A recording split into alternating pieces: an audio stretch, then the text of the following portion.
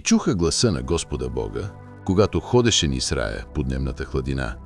Изкриха се Адам и жена му от лицето на Господа Бога между райските дървета.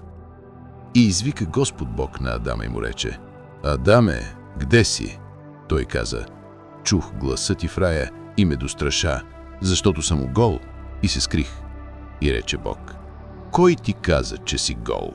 Да не би да си ял от дървото, от което ти забраних да ядеш?“ Адам отговори: „Жената, която ми даде ти, тя ми даде от дървото и аз ядох.“ Тогава Господ Бог рече на жената: „Защо си сторила това?“ Жената отговори: „Змията ме прелъсти и аз ядох.“ И рече Господ Бог на змията: „Загдето си сторила това, проклета да си между всички животни и всички полски зверове. Ти ще се влачиш по корема си и ще ядеш прах през всички дни на живота си. И ще всея вражда между тебе и жената, и между твоето семе и нейното семе. То ще те поразява в главата, а ти ще го жилиш в петата.“ На жената рече: „Ще умножа и преумножа скръбта ти, кога си бременна.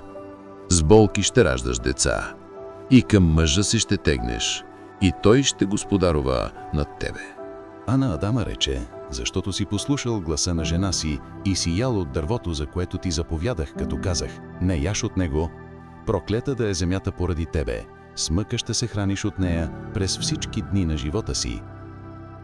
Тръна и будили ще ти ражда тя, и ще се храниш с полска трева. С пот на лицето си ще ядеш хляба си, докле се върнеш в земята, от която си взет, защото пръст си и в пръст ще се върнеш.“ И даде Адам на жена си име Ева, защото тя стана майка на всички живеещи. И направи Господ Бог на Адама и на жена му кожени дрехи, с които ги облече. И рече Господ Бог: „Ето, Адам стана като един от нас да познава добро и зло, и сега да не простре ръка да вземе от дървото на живота, та като вкуси да заживее вечно.“ Тогава Господ Бог го изпъди от Едемската градина, да обработва земята, от която бе взет. И изгони Адама и постави на изток при Едемската градина херуфим и пламенен меч, що се обръщаше, за да пазят пътя към дървото на живота.